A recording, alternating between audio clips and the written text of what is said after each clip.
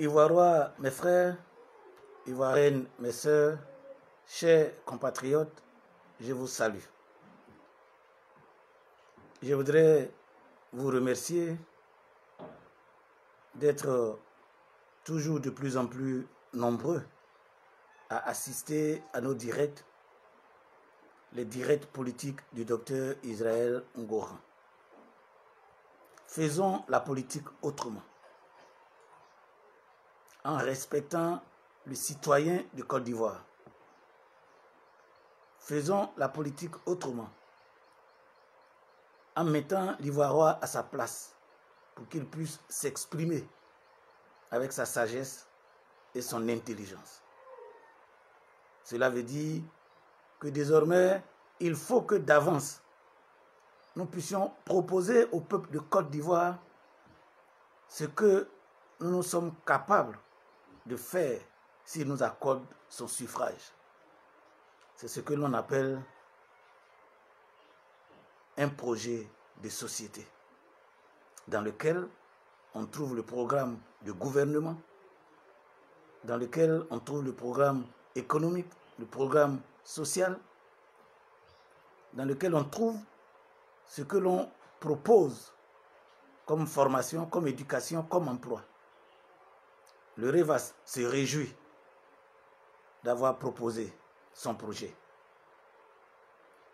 Il est évident que tout ce que nous demandons et que nous proposons, souvent ça apparaît à l'esprit de certaines personnes comme des situations irréalisables. Parce que le problème, c'est qu'ils prennent nos propositions et puis le placent dans le contexte d'aujourd'hui.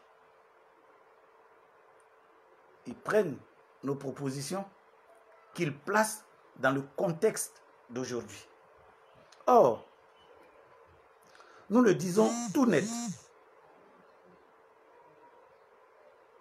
De 1960 à aujourd'hui, c'est-à-dire nous sommes au seuil de 2020, nous sommes une nation qui a 60 ans. À 60 ans, il ne devait plus avoir de balbutiement. À 60 ans, les uns et les autres, pour le pouvoir, ne devaient plus se tirer dessus. À 60 ans, on devait être capable de savoir qu'en démocratie, le pouvoir appartient au peuple. Et que le peuple est celui qui exerce ce pouvoir. Le peuple est celui qui contrôle ce pouvoir. Le peuple est celui qui évalue ce pouvoir.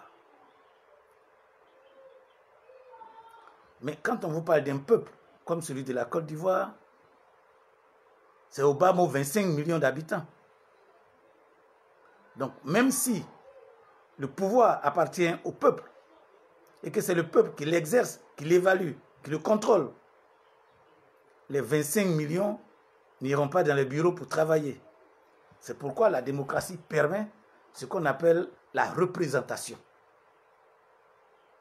Et dans notre système à nous, 3 pouvoirs ont été correctement détachés. Il y a le pouvoir législatif, le pouvoir exécutif et le pouvoir judiciaire. Le REVAS en propose un 4e, qui est le pouvoir de la presse. Parce que l'État de Côte d'Ivoire, le peuple souverain, doit se saisir de sa propre communication pour donner des orientations dans une communication extérieure, pour donner des orientations dans une communication intérieure. Donc le REVAS propose un 4e pouvoir, le pouvoir de la presse. Mais aujourd'hui, nous voulons plutôt nous attarder sur le pouvoir législatif. Parce que je le répète, en démocratie, le peuple gouverne par représentation. nous disons que le peuple est souverain. Quelle est l'institution qui représente véritablement la souveraineté du peuple? C'est le Parlement. C'est pourquoi la toute première chose que nous proposons, c'est vrai que les non-parlements, on va les utiliser, mais nous souhaiterons qu'on annule l'Assemblée nationale et qu'on l'appelle l'Assemblée du peuple. L'Assemblée du peuple. Allons porter nos critiques sur ce qui existe déjà avant de vous apporter la lumière de la nouvelle organisation que le REVAS propose. Aujourd'hui, comment fonctionne ce qu'il est convenu d'appeler l'Assemblée nationale? À l'intérieur, nous avons deux types de députés qui sont élus par un peuple naïf, voire même ignorant.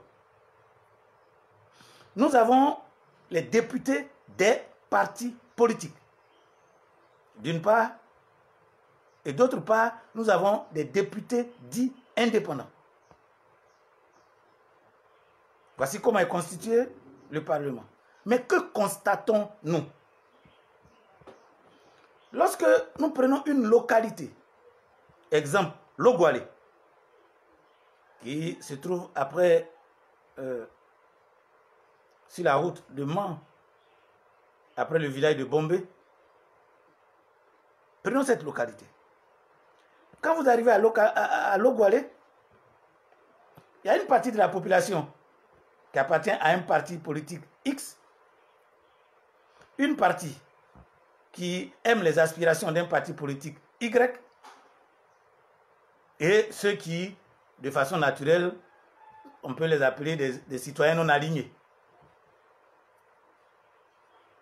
Lorsqu'on va aux législatives, les candidats viennent.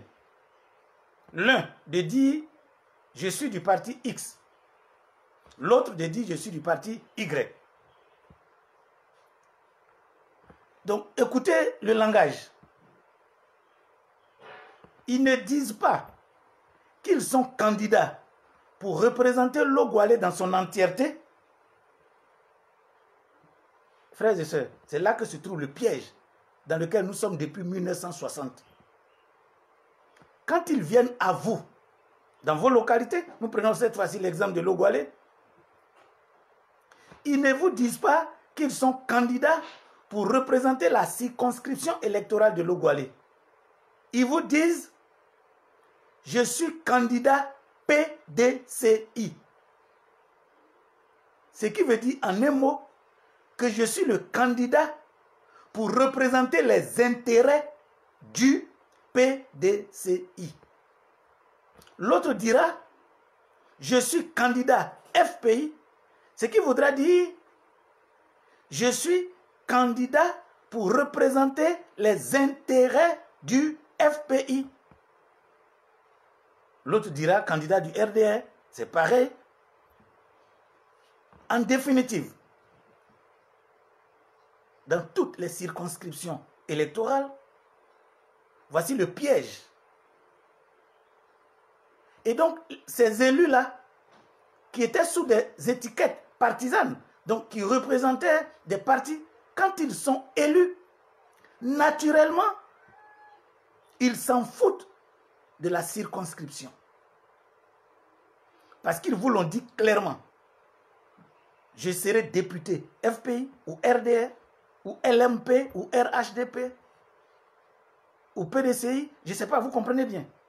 Du coup, quand il est élu député pour représenter les intérêts du PDCI, il ne va plus jamais dans vos villages. Il ne va plus jamais dans votre circonscription. Il va à la maison du parti du PDCI ou bien il va à Daoukro pour prendre ses ordres, pour rendre compte, pour prendre ses votes. Du coup, il est appelé le député PDCI de Logoualé. Les intérêts de Logoualé sont noyés. Mais il va servir l'intérêt du président du PDCI. Et il fera tout ça dans l'espérance que lui-même il soit positionné par le président du PDCI. Ceci est valable pour tous les partis politiques. Donc les députés élus sur la bannière des partis politiques sont donc des représentants des partis politiques, oubliant la circonscription qui les a vus naître. Du coup, le député RDR ira à la rue L'Épique voir le président du RDR. C'est là-bas qu'il prendra ses ordres. C'est là-bas qu'il prendra ses votes.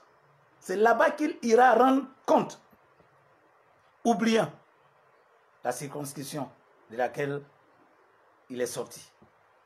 De même, le député FPI ira à Ouagadougou ou ira au siège du parti FPI pour recevoir ses ordres, ses instructions. C'est là-bas qu'il ira rendre compte et c'est là-bas qu'il ira prendre son vote. Du coup, le langage populaire nous fait croire qu'il n'y a que 3 ou 4 hommes politiques en Côte d'Ivoire.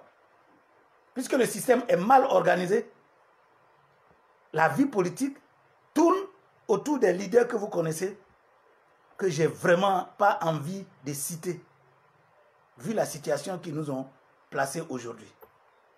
Je ferai tout l'effort de dire le nom d'aucun d'entre eux aujourd'hui. Donc voici la situation de ce qu'il est convenu d'appeler députés des partis politiques, que j'appelle les députés des députés à coloration partisane. Du coup, ils représentent les intérêts de leur président Gourou et eux, ils se battent à lui faire plaisir, espérant demain un poste. Donc, on n'est pas député pour les intérêts de notre circonscription. On est député pour les intérêts de notre parti politique. On est député pour les intérêts de notre président. C'est pourquoi d'ailleurs, pour faire asseoir la notoriété de leur président, vous verrez qu'à chaque fois, ils sont en train d'organiser des remerciements, surtout quand le gourou président est au pouvoir. Cette première tranche que nous vous présentons exclut le peuple dans son ensemble du Parlement. Du coup, si on maintient ce système-là et que cela continue de fonctionner comme tel, le peuple de Côte d'Ivoire n'exprimera jamais ses déshydratats au Parlement. Et même ceux qui se disent membres, adhérents ou même sympathisants de ces partis-là sont lésés. Parce que quoi qu'il arrive, eux, ils sont des circonscriptions qui ont été précitées. C'est-à-dire, si vous prenez la circonscription de Kong, les militants et sympathisants du PDCI, ils sont. Les militants et sympathisants du FPI, ils sont. Les militants et sympathisants du RDR, ils sont. C'est eux qui constituent la population de cette circonscription. On y ajoute ceux qui n'ont aucune coloration politique, naturellement. Mais quand le député qui sort de là-bas est un parti politique, c'est l'ensemble là qu'il va ignorer. Parce qu'il ira dans la ville natale. Enfin, si son président en a une en Côte d'Ivoire, c'est là-bas il ira. Donc, on le verra à Daoukro, ou dans le cas de Oufoué, on le verra à Yamsokro, on le verra à Ouagadougou, mais jamais dans sa circonscription d'origine. Parce qu'il sert son parti, il sert les intérêts de son président. Et le peuple d'où il émane est totalement oublié. Voici le drame de notre pays. Tant que nos députés auront de la coloration partisane. Allons parler du deuxième groupe. Quand ils viennent vers vous, ils disent qu'ils sont candidats pour être un député indépendant. Déjà, c'est à partir de ces mots que le problème commence. Le docteur Israël Goran se tue à vous le dire à chaque fois. Chaque mot a un contenu. Et le contenu du mot impose le comportement. Chaque mot a un contenu. Et le contenu du mot impose le comportement. Quand quelqu'un vous dit « j'ai faim », le mot « faim » a un contenu. Et c'est ce contenu-là qui va exiger de lui son comportement qui vient bientôt quand il vous a dit « j'ai faim ». Alors, ils viennent vers vous, ils disent « je suis candidat indépendant ». Alors qu'il s'en va être élu pour représenter toute une circonscription, il vous dit qu'il est indépendant. Première question, indépendant de qui? L'expression indépendant là, il est indépendant de qui? Et l'autre question que je m'en vais vous poser, est-ce qu'un député peut être indépendant? Est-ce qu'un député doit être indépendant? Le député n'est-il pas le représentant de sa circonscription?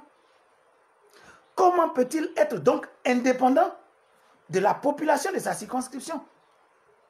Parce que, étant élu, logiquement, il est mandaté par le peuple de la circonscription pour présenter au Parlement et devant le gouvernement les déshydratats de cette circonscription. Mais lui, quand il vient à vous, il dit « je suis député indépendant ». Alors que nous constatons, qu'est-ce que nous constatons après? Dès qu'il est élu, il va se vendre maintenant au plus offrant. Lâchement d'ailleurs, oubliant le peuple de la circonscription dont il a sollicité il y a quelques semaines le suffrage. Donc, élus, on les a vus se mettre à genoux devant leur président pour dire « j'ai été élu, je viens te donner mon poste de député. J'ai été élu, je viens te donner mon poste de député. » Donc, premièrement, il vous a dit qu'il est indépendant. Vous n'avez pas fait attention. Mais il vous a juste dit, moi je ne roule pas pour un parti politique, mais je roule pour mon propre compte. Du coup, lorsque vous l'avez élu député indépendant, il commence à vendre son étiquette. Et les partis politiques qui vont... Le parti politique qui sera intéressé va l'acheter. Alors, les majorités, non pas exprimées par le peuple, mais par les hommes cupides, vont basculer. Il va vendre sa législature soit au FPI, il va vendre sa législature soit au PDCI, il va vendre sa législature soit au RDR.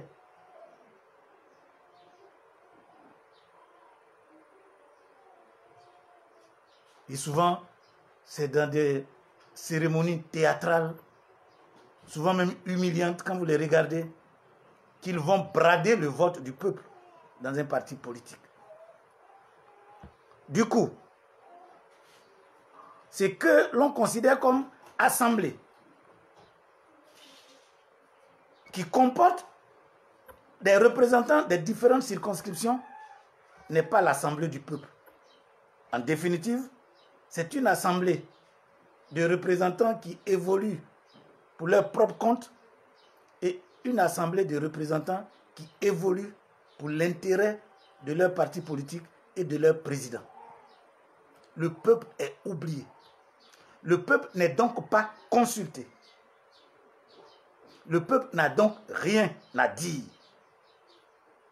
Vous me regardez, jeune Ivoirois, jeune Ivoirienne, vous me regardez. Vous êtes des vieux, des fonctionnaires à la retraite. Vous comprenez parfaitement ce que je dépeins là, qui est triste. Du coup, ces députés sont devenus les chefs du peuple. Et avec l'argent du contribuable, ils se comportent comme des petits dieux dans les circonscriptions. Quand il vient chez lui, il ne reçoit pas le peuple. Mais il a raison. Ne vous a-t-il pas dit qu'il était député d'un parti politique? Mais il n'y a pas que ceux qui ne sont pas de son bord politique qui souffrent. Parce que lorsque le député s'est dit député RHDP de Didier Vie,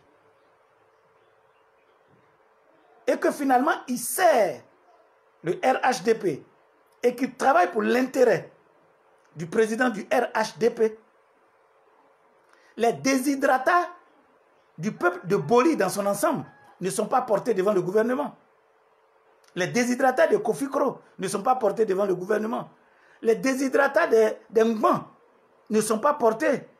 Les déshydratats de Ndunya ne sont pas portés devant le peuple. Donc, ce n'est pas que les sympathisants des autres partis qui en souffrent. C'est la circonscription électorale toute entière qui souffre de ces comportements indélicats. Et c'est là que nous appelons le peuple à en prendre conscience. Parce que quand le député vous abandonne, en dehors de votre ignorance, qui fait que vous vous dites, le député, il est député FPI, et que nous, on est FPI, et que vous manifestez une joie vide, mais hypocrite et insensée, parce qu'en réalité, vous ne gagnez rien. Lui, il a 2 millions et quelques par mois. Il prend ses ordres dans le village de son président. Les réunions, il les fait dans le siège de son parti politique. En définitive, c'est nous tous, en tant que citoyens de la Côte d'Ivoire, qui n'avons pas de représentants au Parlement. Et ça, c'est un fait clair et précis. Le Revaz dit, ça suffit. Il faut que le peuple de Côte d'Ivoire retrouve sa souveraineté. Et c'est pour ça que nous parlons de retour aux valeurs sources. Parce que vous voyez souvent, nous pensons que la souveraineté de nos peuples va s'acquérir par rapport à la France. Non. C'est parce que justement le peuple lui-même est ignoré sur ses propres terres. C'est parce que justement le peuple lui-même est bâillonné sur ses propres terres que le peuple du Burkina ne paraîtra pas souverain devant le peuple du Mali.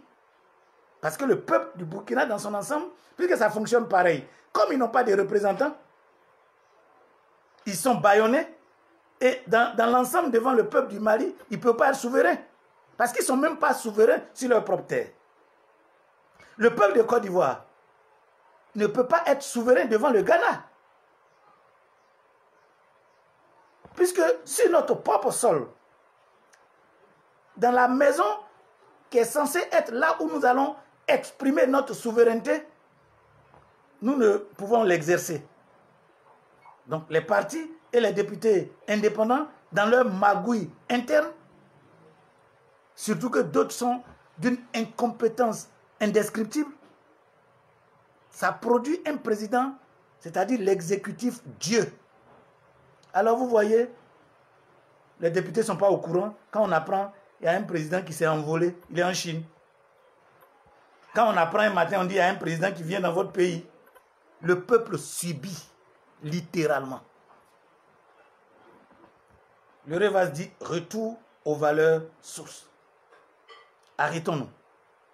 Nous avons échoué. Et cela depuis 60 ans. tous ces paradigmes que les gens vous annoncent, vous ont amené quoi? Bonne gouvernance, 0.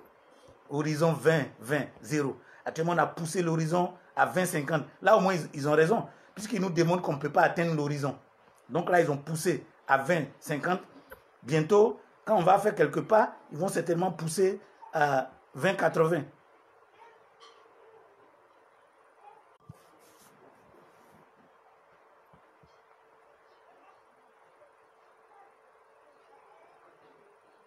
Ok? L'horizon n'est pas atteignable. Mais si nous entendons ces choses, c'est parce que nous sommes un peuple abusé, désabusé, ignoré. C'est parce que nous sommes un peuple qui ne s'intéresse pas à sa vie politique. Donc, nous sommes un peuple malade, affamé, maltraité, au-dessus duquel se trouve un État qui vit dans le beurre et qui nous impose ses propres déshydratants. Donc nous disons, pour que l'Assemblée nationale devienne une véritable expression de la souveraineté de notre peuple, changeons la façon de choisir nos représentants. Première chose, que l'élection des députés ne soit plus nationale et que ce ne soit pas organisé par la commission dite indépendante. Non. Le REVAS propose que sur une période donnée, on annonce le choix des députés et que chaque circonscription électorale, avec l'aide des autorités locales, organise ces élections. Voici la première chose que nous proposons. C'est-à-dire, on va prendre un exemple. De septembre à novembre, ou bien, puisqu'on le fait en général, après, il serait même intéressant de choisir les députés avant de choisir le président de la République. Donc, de septembre ou de août à octobre, l'affaire est lancée. Que les circonscriptions électorales, selon les découpages, choisissent leurs députés. Donc, ce n'est plus une élection nationale, mais plutôt une élection locale. Ça, c'est la première proposition. Deuxième proposition, il faut bannir les partis politiques dans la représentation des députés. Parce que nous avons expliqué le mauvais fonctionnement qui le représente.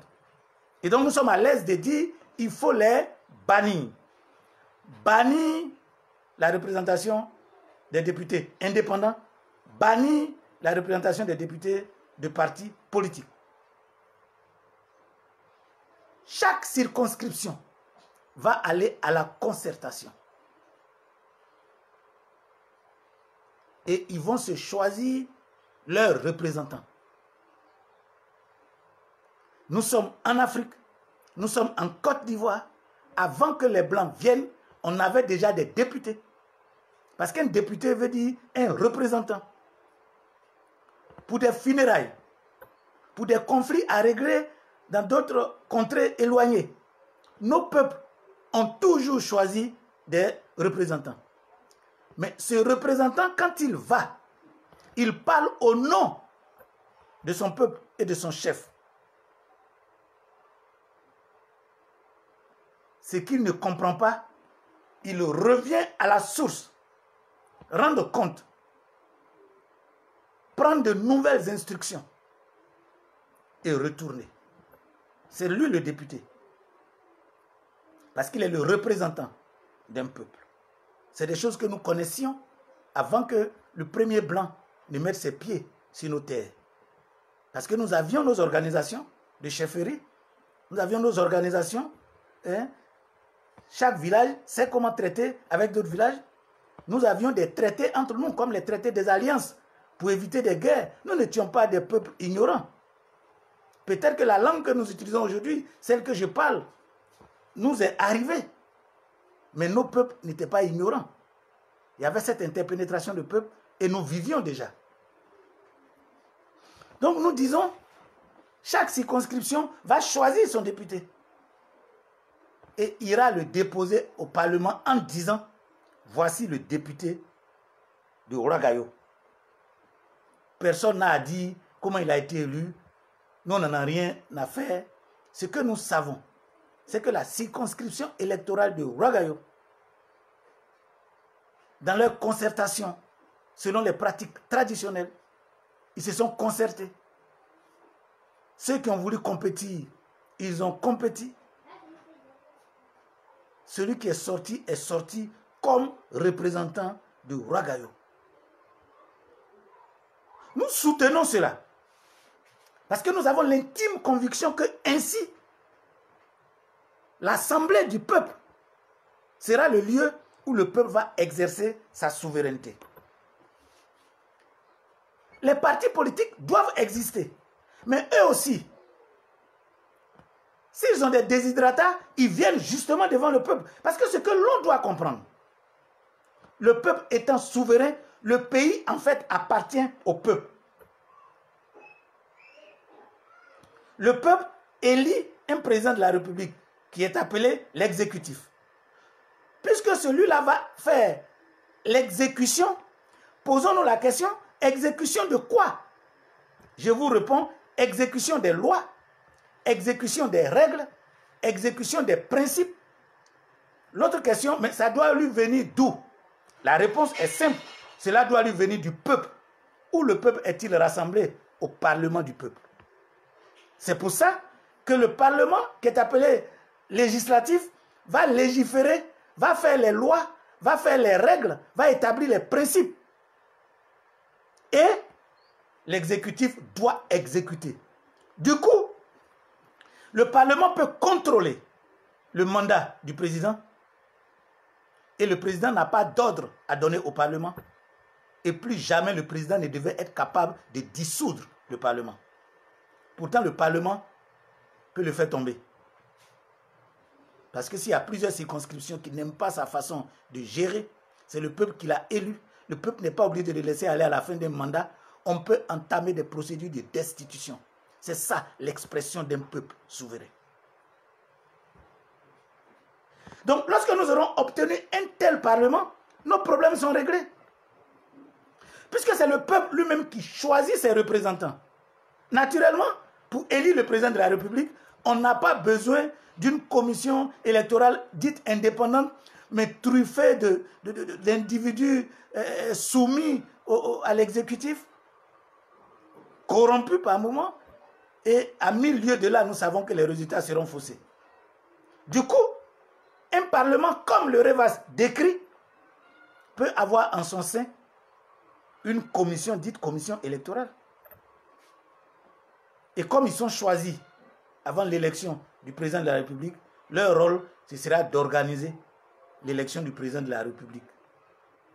Une fois que le président de la République a été élu et que tous les recours ont été observés, ils mettent le dossier sous scellé, ils mettent aux archives. C'est fini. Il n'y a pas d'argent à dépenser dans une commission électorale pour nourrir des paresseux qui n'ont rien à faire que de dire je suis à la commission électorale indépendante pendant 5 ans.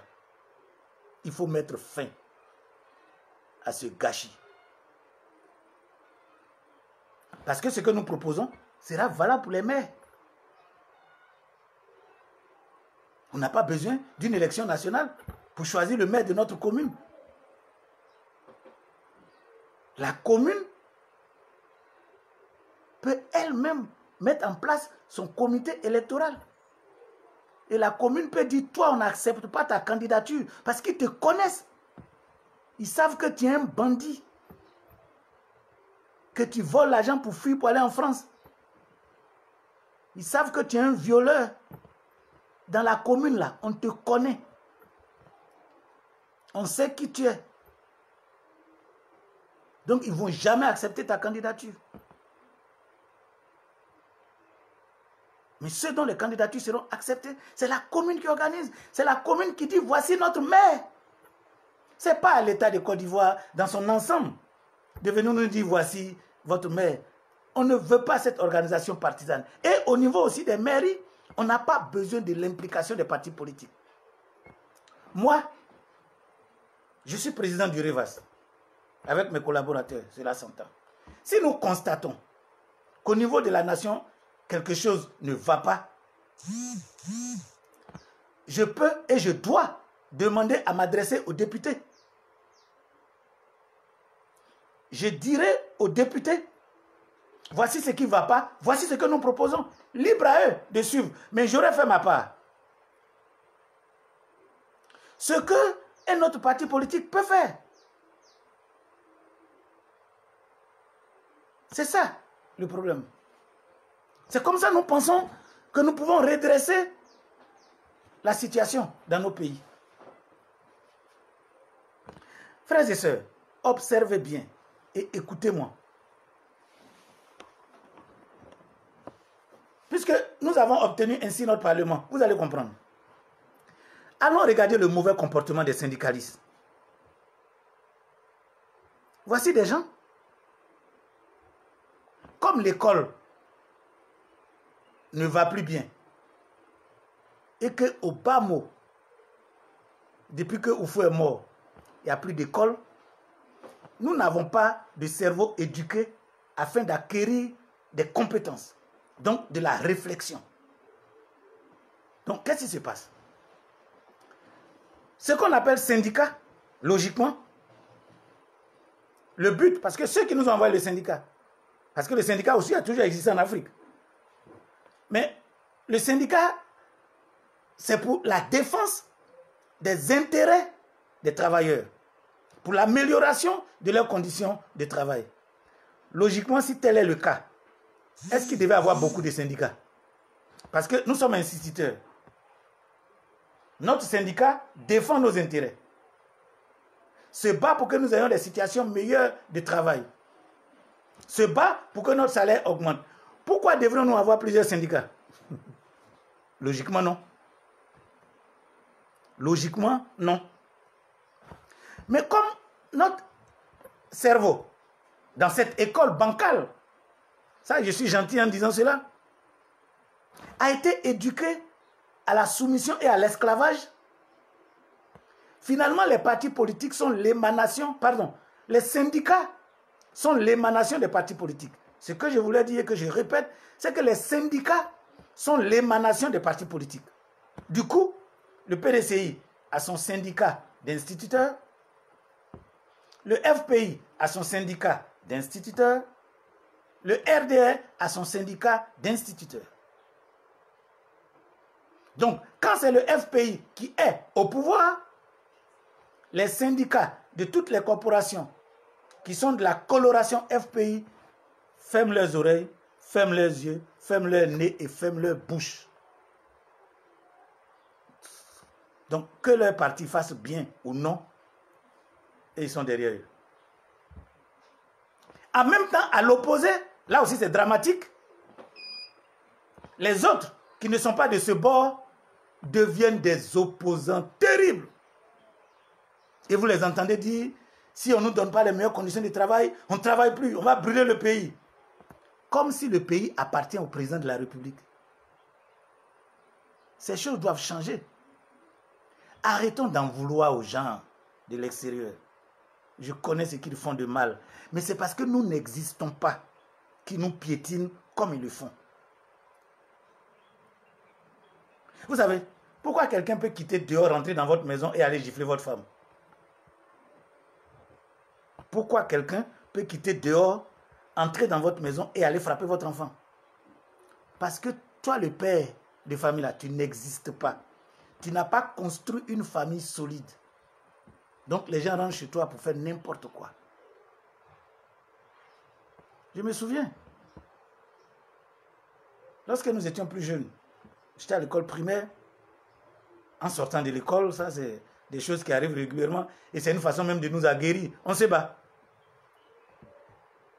Et ce jour-là, je me suis battu avec une fille. Bon, ça ne l'a pas arrangé, en tout cas. Je suis rentré à la maison, moi, j'ai pas... Ça, on ne rend pas compte de ça. C'est des trucs qui se font derrière la clôture de l'école. Chacun s'en va chez soi. Alors, je crois l'oncle.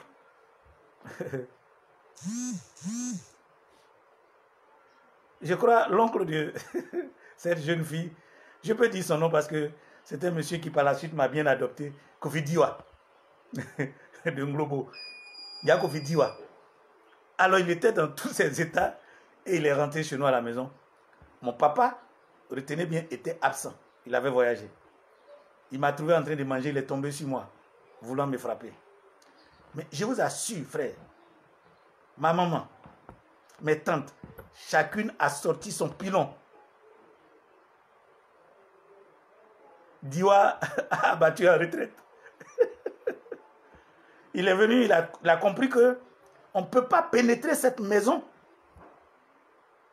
pour aller frapper l'enfant qui est là-bas.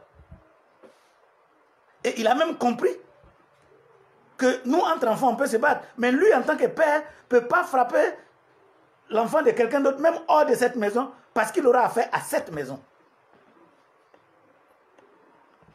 Moi, souvent, je regarde les États-Unis un peu en admiration. Ils font beaucoup de tapailles, c'est vrai. Mais aller prendre un otage américain quelque part, ils ne vont pas venir écrire sur les journaux que quelqu'un a pris un otage quelque part. Ils iront le chercher. Comme souvent, ils viennent chercher nos présidents pour les fesser là. Ça, c'est un pays, ça. Mais nous n'existons pas. Nous parlons du panafricanisme. Nous n'existons pas. Nous parlons de souveraineté. Nous n'existons pas. Nous parlons d'indépendance. Pour exister, il faut que ce soit nos peuples eux-mêmes qui existent par eux-mêmes. Regardez, bien-aimés frères et sœurs, peuple de Côte d'Ivoire, peuple que j'aime, peuple pour lequel je me bats. Lorsqu'on parle de constitution, ce que les autres appellent la loi fondamentale, constituer, c'est-à-dire qu'on prend des éléments distincts et on vient les mettre ensemble. Et puis on a constitué. Je parle simplement comme ça. Donc lorsqu'on dit la constitution, ça veut dire que nous devons prendre les éléments pour venir les mettre ensemble, on va les associer et ça va devenir le socle de notre pays. La première question, avons-nous besoin d'aller copier-coller ça de la France, des États-Unis, de l'Italie, d'un pays d'Europe? Moi, je réponds non. Parce que je me dis, en tant que peuple de Côte d'Ivoire, la question fondamentale qu'on se pose, c'est qu'est-ce que nous voulons devenir dans 5 ans? Qu'est-ce que nous voulons devenir dans 10 ans? Qu'est-ce que nous voulons devenir? Quel peuple voulons-nous être? En répondant à ces questions,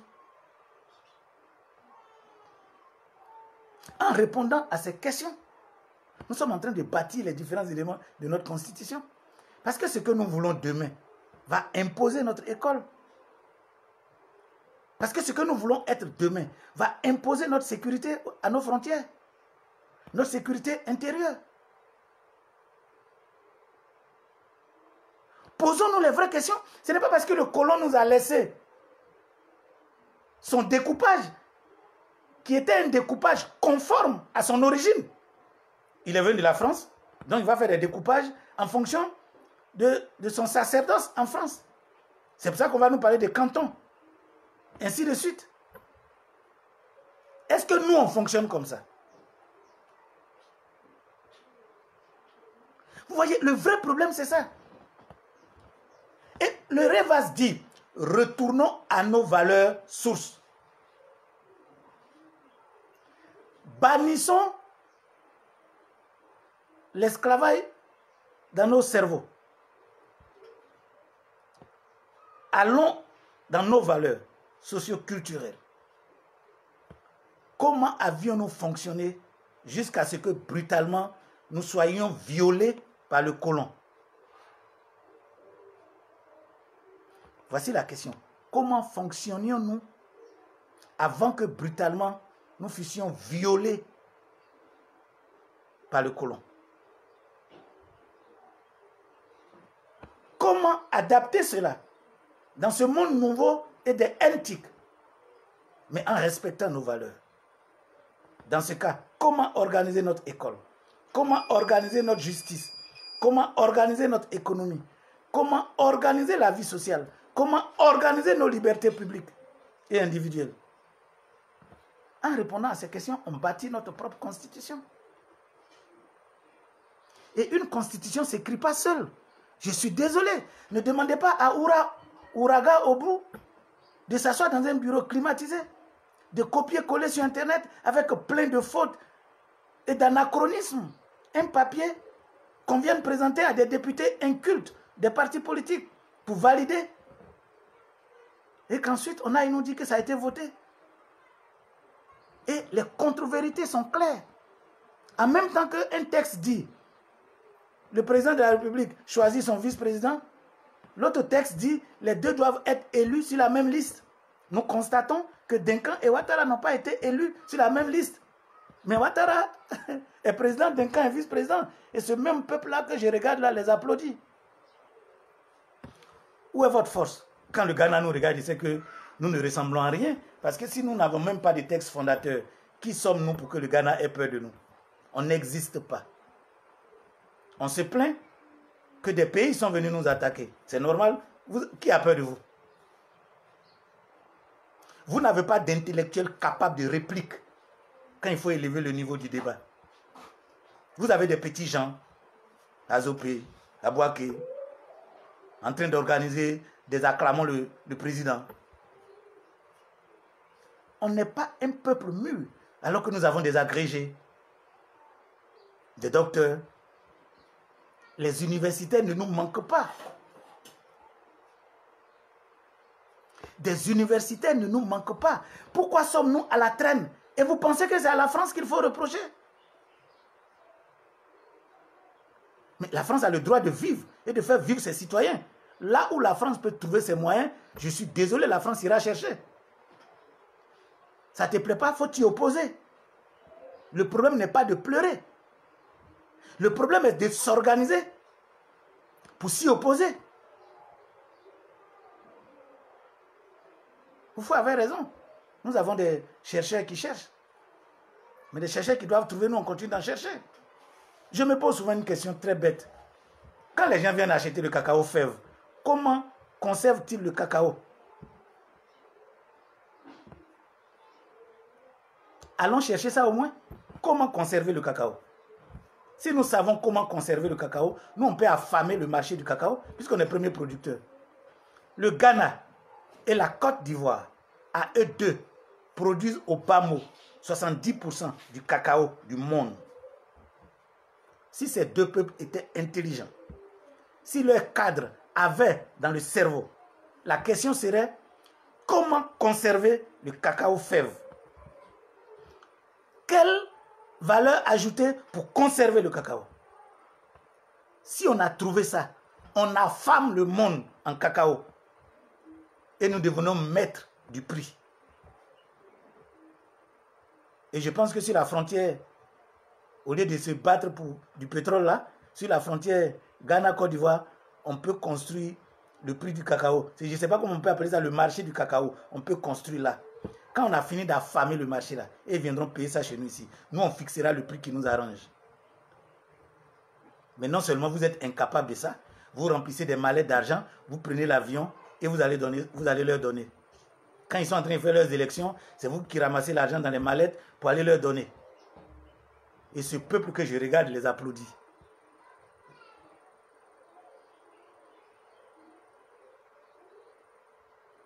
Donc, vous comprenez? Le mal est profond. C'est pourquoi par moments ma thérapie est de choc. Aujourd'hui, les hommes ne vivent pas longtemps sur Terre. Peut-être quand j'aurai 80, je vais aller plus que ça. Hein. Moi, je veux vivre 125 ans. Mais je veux dire, je suis de passage. C'est une opportunité à saisir pour régler déjà le problème de la Côte d'Ivoire.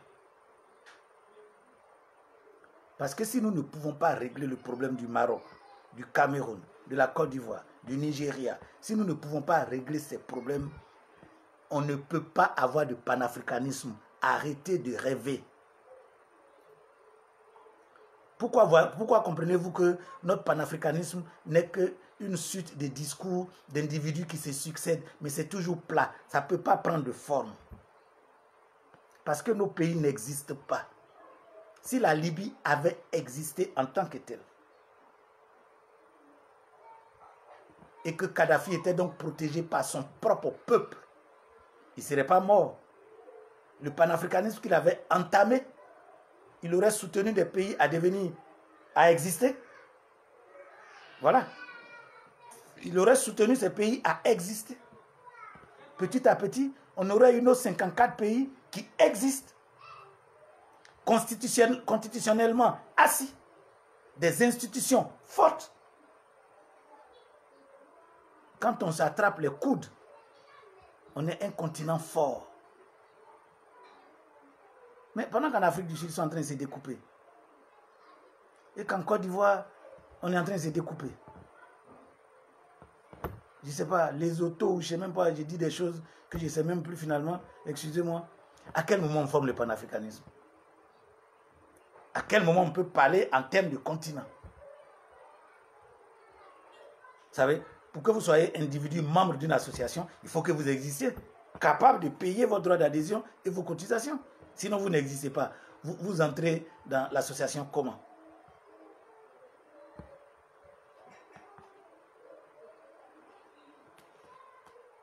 C'est pourquoi nous disons, quel député pour l'expression de la souveraineté du peuple de Côte d'Ivoire? Et quand quelque chose n'a pas marché, frères et sœurs, il faut être capable de s'en séparer.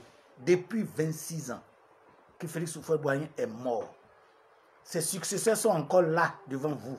Ils ont échoué. Mais est-ce que vous savez que Einstein a dit, ceux qui créent les problèmes, on ne peut pas le régler avec eux. Ceux qui ont créé le problème là, on ne peut pas régler ces problèmes avec eux. Là, les braises sur lesquelles nous sommes ont été enflammées par ceux qui ont succédé à Houphouët. Et les trois qui ont pu faire le pouvoir jusque-là sont vivants. Le feu qu'ils ont allumé là, nous, peuple victime, on veut éteindre. Mais on ne peut pas éteindre ça avec eux. Aujourd'hui, si vous n'élevez pas votre mentalité, peuple de Côte d'Ivoire, si vous n'élevez pas votre esprit pour comprendre que tant que le pouvoir sera dans la main d'un de ces camps, le peuple n'aura plus jamais de paix.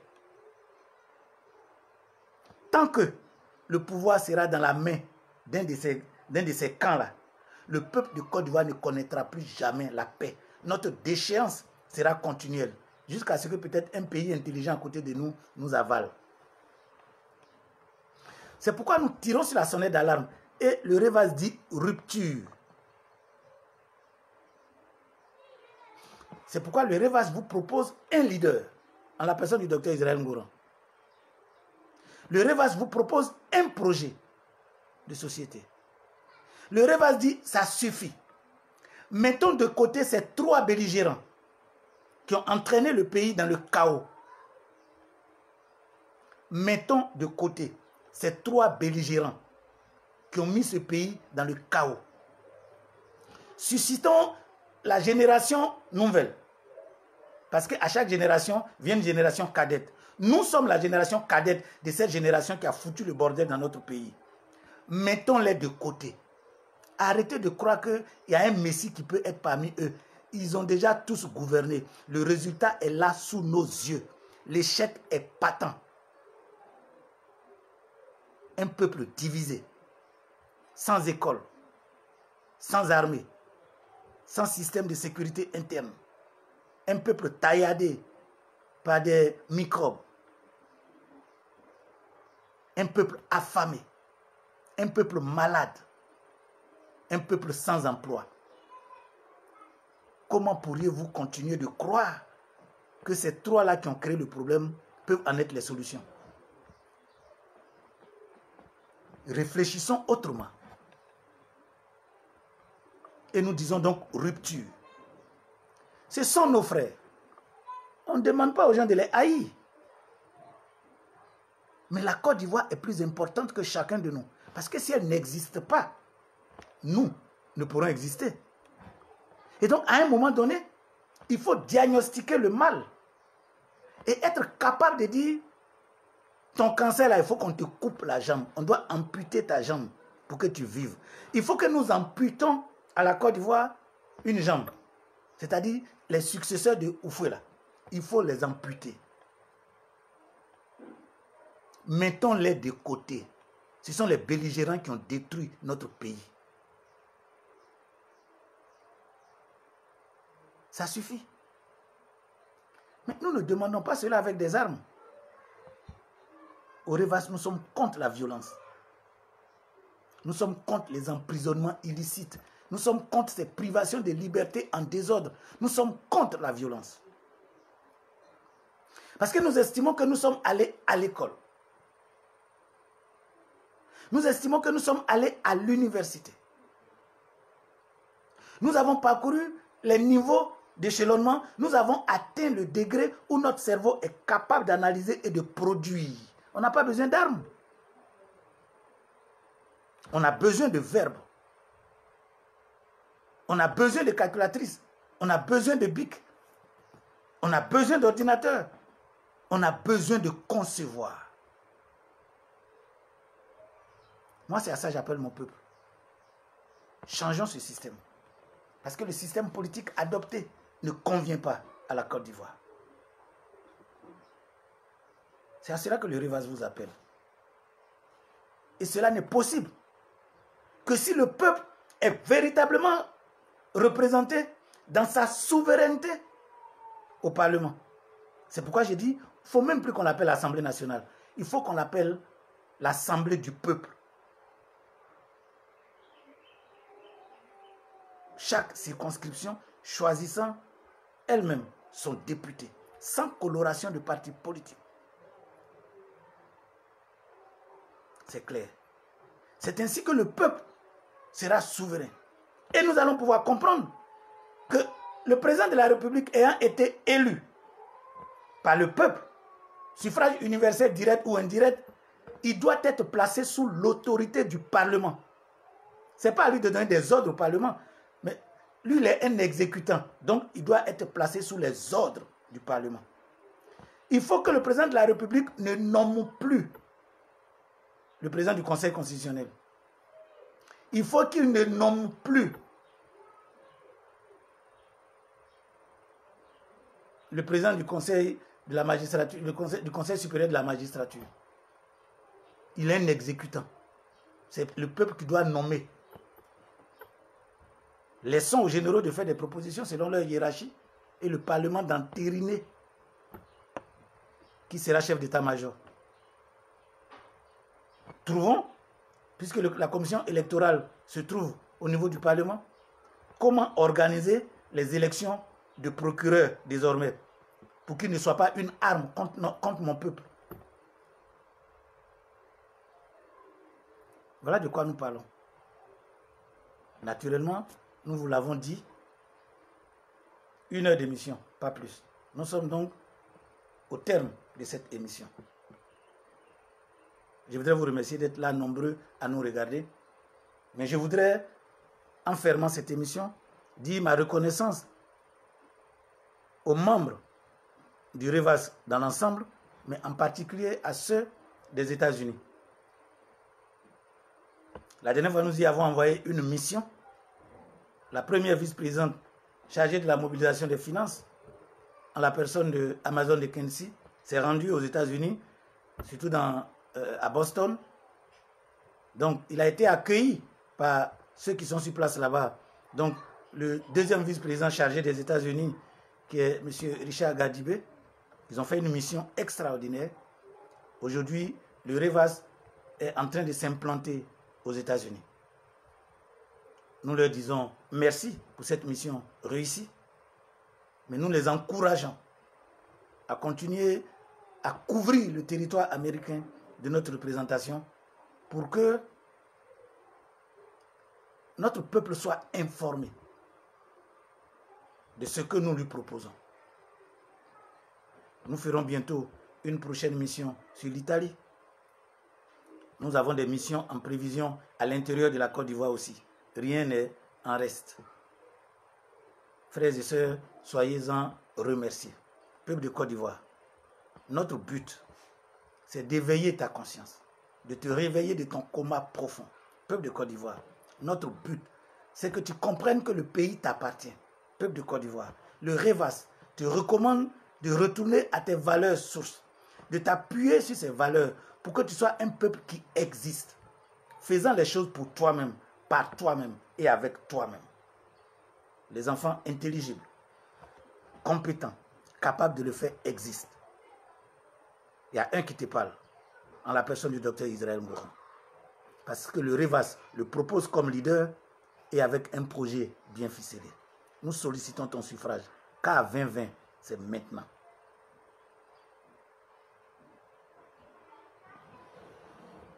Vive le REVAS, afin que vive une Côte d'Ivoire prospère et souveraine. Je vous remercie.